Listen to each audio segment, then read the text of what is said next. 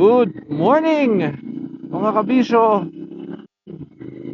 Yan, so today, magra-ride tayo pa Batangas. Tignan natin kung kamusta ba yung mga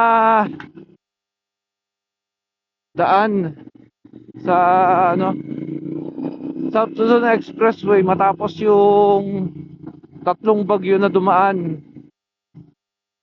no? Basically ano lang naman to, no? Gusto lang natin tignan kung kamusta nga ba para rin ma-inform din natin yung mga kapwa kabisyo riders natin kung ano ba yung sitwasyon ng expressway. Kasi una, dun sa nakaraan kong vlog, 'di ba, na-mention ko naman na ano, safety syempre yung number one priority natin. Kaya yun yung ipapakita natin para maging rin ah babala sa mga riders ng mga dadaan ng South Luzon Expressway at saka ng Star Tollway. Dahil kapag ganito kasing madalas ang ulan, ganitong madalas ang mga bagyo, pag natapos yan, pati yung mga baha-baha, sigurado na may mga sira yung kalsada. So, ano ba yung mga dapat nating iwasan? At ano ba yung mga dapat nating gawin?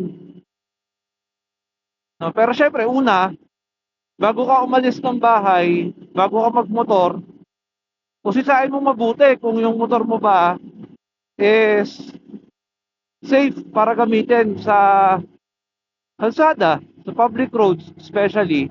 Kasi una, maliban sa ikaw yung maaabala, kung hindi mo rin naman titignan, is possible na ikaw rin ay makaabala sa ibang mga gumagamit ng kalsada.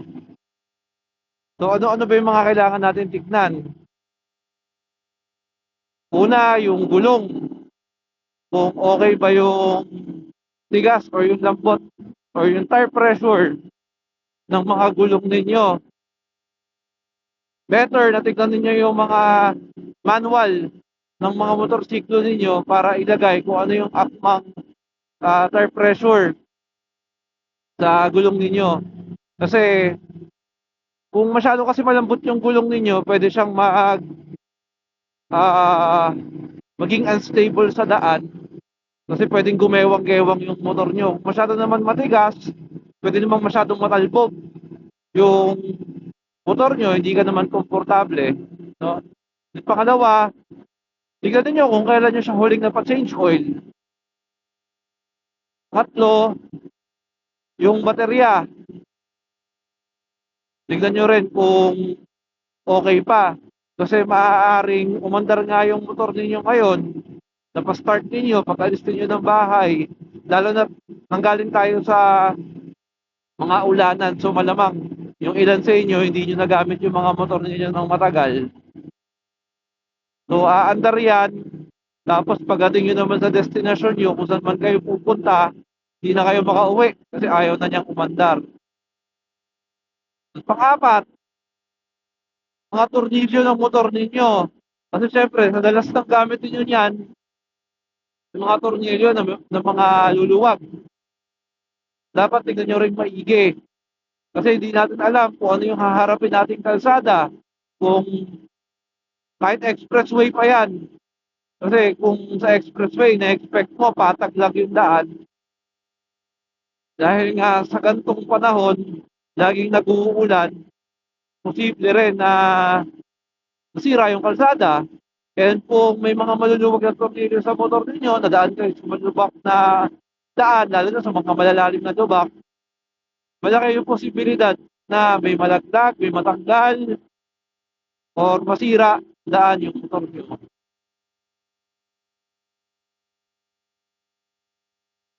So today, ang ginagamit nating motor ngayon, papunta ng Batangas ay isang Royal Enfield Interceptor 650. Hindi naman to bago, actually medyo luma na rin to. 2020 model, 5 years old na rin. Isa to sa mga ano ko, favorite ko ngayon na gamitin kasi una, medyo maliit lang siya, madaling isingit, pwede ka sa expressway, di naman siya ganong katulinan, di rin naman siya ganong kabagalan, saktong-sakto lang. Tapos, yun, bigyan ko na rin kayo ng isang fact sa Royal Enfield para sa mga hindi pa nakakaalam dito sa brand na to. Isa to sa longest running manufacturing plant in the world. Itong brand na to. Since nung nag-open sila, di lang ako eksaktong sigurado, around 1902 ata, parang 1901. Ayan, 1901.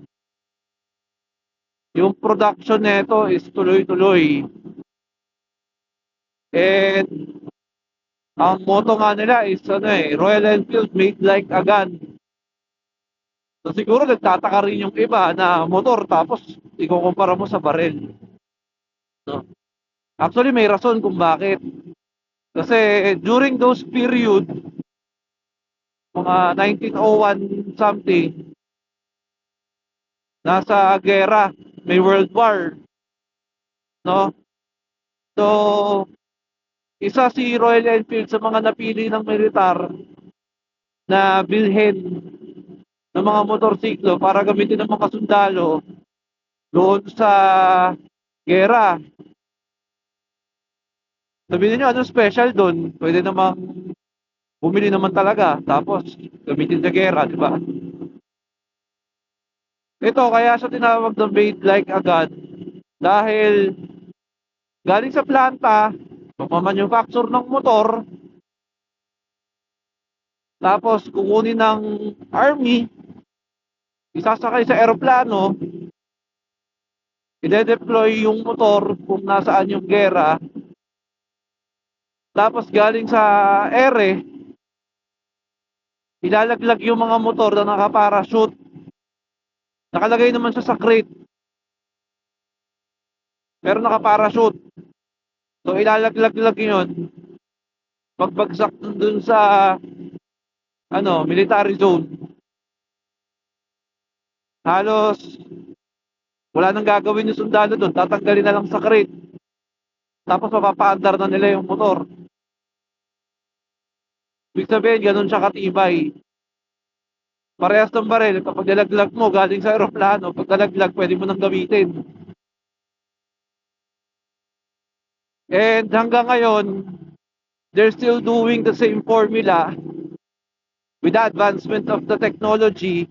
Nagkaroon na ng mga konting modernization pagdating sa paggawa nila ng motor. And yun, isa na doon, siyempre mga lumang motor, dati karburador yan. Ngayon, EFI na. Tapos dahil meron ng mga safety requirement sa pagmamanufacture ng motor, ginawa na rin nilang standard ang ABS. Tapos yung mga common na from analog displays, nagkaroon na siya ng mga digital displays. Isa yan sa mga hindi maiiwasang advancement ng motorsiklo dahil of course, they also need to adapt to a new market, which is yung mga younger generations. And as we all know, younger generations, they are really tech savvy. And sometimes, yun yung nagiging decision factor ng isang young customer prior to purchasing something, not just motorcycle. Minsan nagde-decide sila based on the technology that it offers. Walang pinagkaiba sa kotse. Pero what's very unique with Royal Enfield, katulad nung binanggit ko kanina, they still uh, stick to their roots, no, with classic motorcycles. As much as possible, magkaroon man ng changes yung motor, pero the way you see old motorcycles way back 1900s up to this time, very close and very similar pa rin yung aesthetics ng motor. Halos parehas pa rin yung itsura. Actually, sa unang tingin, aakalain mong luma pa rin talaga siya. Dahil yung style talaga niya is luma. Yun talaga yung ano niya, yung character niya. Okay, tapos ano bang bumubuhay dito sa motor na to? Ang bumubuhay dito is a parallel twin 650cc engine na nilaunch nila way back I think 2016 or 2018. And since nilaunch nila yung itong type of engine na to, nagkaroon ng so much success si Royal Enfield in gaining a big portion of the motorcycle market. Bakit? Kasi from the very beginning, the Royal Enfield, ang ginagawa nila is single-cylinder engines. Ibig sabihin, itong parallel twin, bago lang sa kanila to.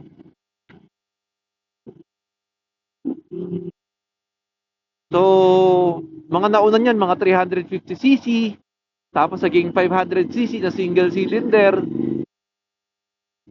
And yung mga naunang motor, ang common comments kasi sa kanila doon, dahil single cylinder siya, malakas yung vibration.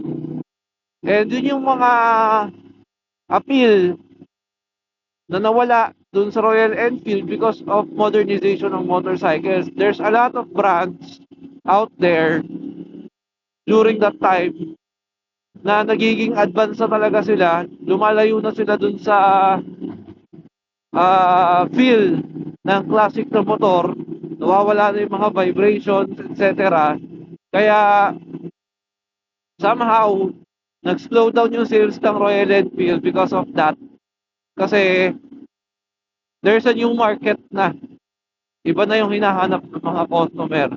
And nung nilaunch nila yung Interceptor 650, it's a totally new era for them because nilaunch nila to, una, bago yung engine, mas malaki, 650cc galing sa 500cc. Yung mga vibration niya na lessen, I'm not saying na nawala totally, pero na lessen. At mas komportable na siyang dalhin. Kasi even the suspension is better than the old ones. Ngayon, na-mention ko na lessen yung vibration. For me, yung naiwan na vibration dito sa motorsiklo is just enough for you to feel na you're still connected dun sa motorcycle. Kasi what usually happens, dahil parang wala nang pakiramdam yung motor, wala nang vibration, engine na lang yung naririnig mo, minsan you feel disconnected na eh. Parang may sarili ng buhay yung motor mo, hindi mo na siya nararamdaman. Ewan ko, baka ako lang. Pero kasi ako gusto ko ramdam ko yung motorsiklo eh. Gusto ko yung connected kami. Yung pag hiningi ko, ibibigay niya. Alam ko kung ano yung kailangan niya kapag may problema. Ngayon kasi sobrang dami ng electronics talaga. Di ko alam. Anyway, tapos na tayo sa Royal Enfield. Nandito tayo sa Batangas. Nasa area na tayo ng approaching tayo ng Santo Tomas. And makikita ninyo yung nasa right side natin, nagkakaroon ng road expansion dito sa expressway. Dahil itong road expansion na to is in preparation for the additional exits, no? Dahil South Luzon Expressway will be extended up to the Bicol region. And as far as I know, sa mga nababasa ko sa balita and sa Facebook, um, ang una nilang opening nito for the extension is until Chaong, Quezon, which is sobrang layo na rin. It's a great benefit for those people who live further south than around Bicol region na magkaroon ng expressway. Dahil, di ba, ang biyahe kasi doon, ang alam ko, nung huli ako nakapunta doon, matagal na panahon na, mga 3 hours, mga ganyan, papunta pa lang ng Chaong yun, wala ka pang Bicol. Kung pupunta ka ng Camarines Sur, Legazpi, yan, abutin ka ng mga 8 to 10 hours na drive ng sasakyan at siguro riding ng motorsiklo. Pero with the help of the extension of South Luzon Expressway, sa nabasa ko, it will be trimmed down to 4 hours na lang. So, ang laking difference nun, ang laking time yung masisave mo as a commuter, as a rider, and pati na rin sa mga negosyante na may mga binabiyahe across that region. Malaki yung matitipid nila una sa gas, makakatipid ka rin sa wear and tear ng sasakyan mo dahil yung daan papunta dun sa Albay, sa mga back roads, sobrang malulubak dahil lagi silang dinadaanan ng bagyo. So, yun yung mga isa sa mga bagay na kailangan mong i-consider. So, yan, tuloy-tuloy yung yung paggawa niyan. And sa ngayon, it contributes to the traffic dahil sumikip din yung kalsada. May mga heavy equipments kasi minsan na tumatawid. Pero, for me parang hindi pa rin siya rason para mainis ka dahil nagkakaroon ng traffic. Kasi this is a permanent solution sa mga problema natin sa daan. We need to sacrifice now, no? Para sa betterment ng mga kalsada natin. Yan, katulad yan, medyo nagto-slow down dahil yan sa mga construction. At the same time, di ba na-mention ko, titignan natin yung mga kalsada dito sa South Luzon Expressway. Yung kondisyon niya ngayon, may mga butas na aspalto, natakpan na ng aspalto, pero yan, malubak pa rin siya. Ito, makikita ninyo dyan yung mga tapal ng aspalto. Tapos, ito, may mga crack yung kalsada, mga butas. Kaya dapat talaga, kung magra-ride kayo papunta dito, check nyo mabuti yung motor ninyo at mag-ingat ng doble.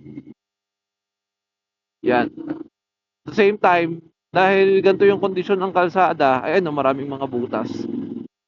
Dahil ganito yung kondisyon ng kalsada, minsan may mga kotse na umiiwas sa lubak, bigla-bigla na lang yan lumiliko. You cannot blame them kasi minsan hindi talaga nila tayo nakikita. Tayong mga nagmomotor, maliit lang tayo. Kaya maging defensive rider din tayo dahil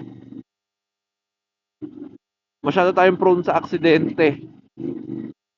Lalo na ganito, pag malubog na talaga yung kalsada, bigla-bigla na lang silang lumiliko.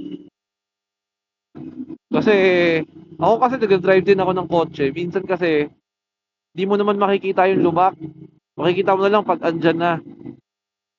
Katulad nito, bago mag-approach yan sa Tomas, ayan, mismo sa gitna ng expressway yung ginagawa. Inukay. So, madalas traffic din dito. And sa gabi, yan, isa sa mga kailangan yung abangan. Dahil baka mamaya medyo nag-e-enjoy kayo makipagkwentuhan sa kasama ninyo mag-ride. Dahil nakareso kayo parehas eh. Reso, baka naman. Tapos hindi ninyo makita yung daan. So, kaya dapat tignan nyo rin mabuti yung dadaanan ninyo.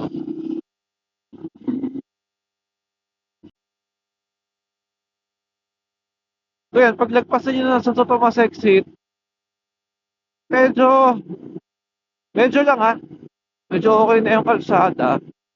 May mga mangilan-ngilan pa rin butas, may mangilan-ngilan pa rin lubak. Especially dito sa kanan, dito sa right side ng kalsada. So ako, I will suggest na dito kayo dumaan sa kaliwa. Kung nakamotor kayo kasi okay lang dito sa kaliwa, walang problema. Yun na, minsan medyo mabagal yung sasakyan sa harap. Pag dito kasi sa kanan, yan, ayan o, may mga patse-patse ng asfalto. Minsan may mga butas pa talaga dyan na malalalim.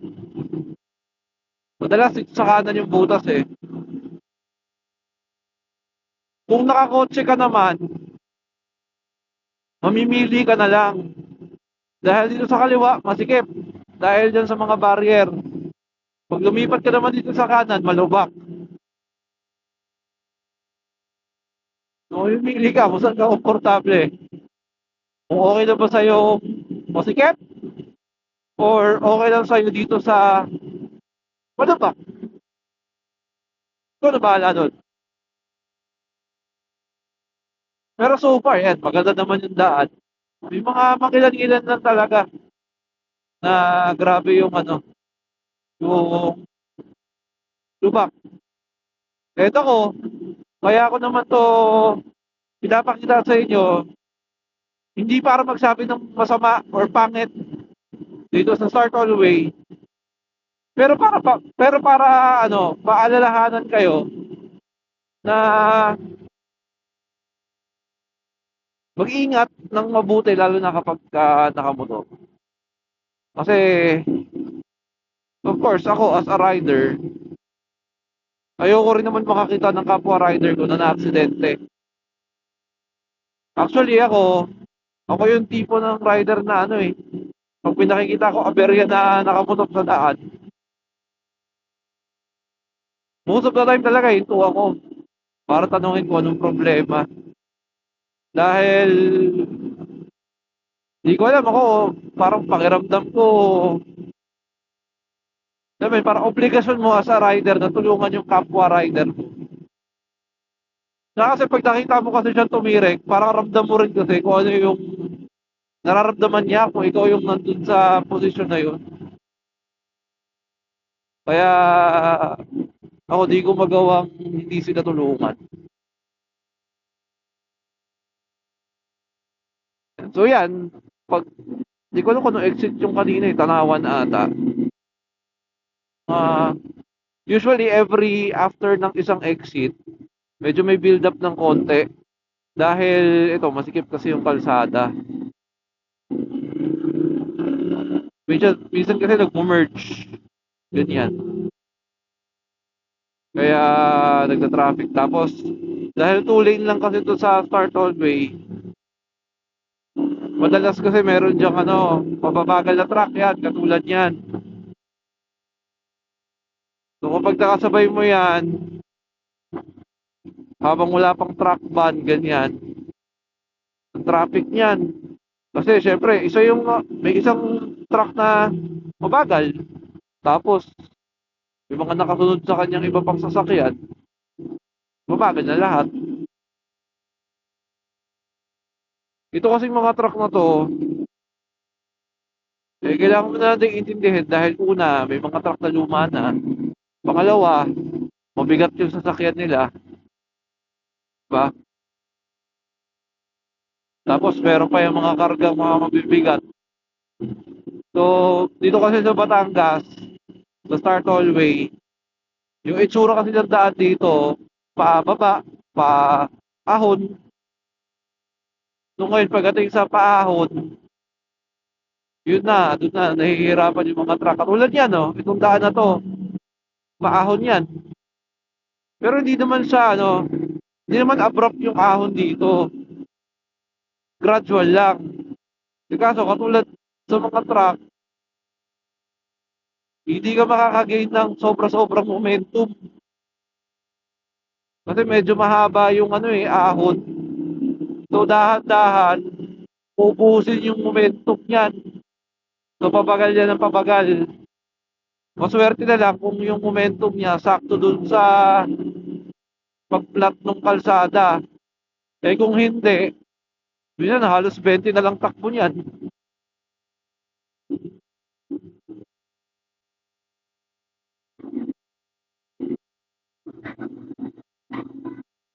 So,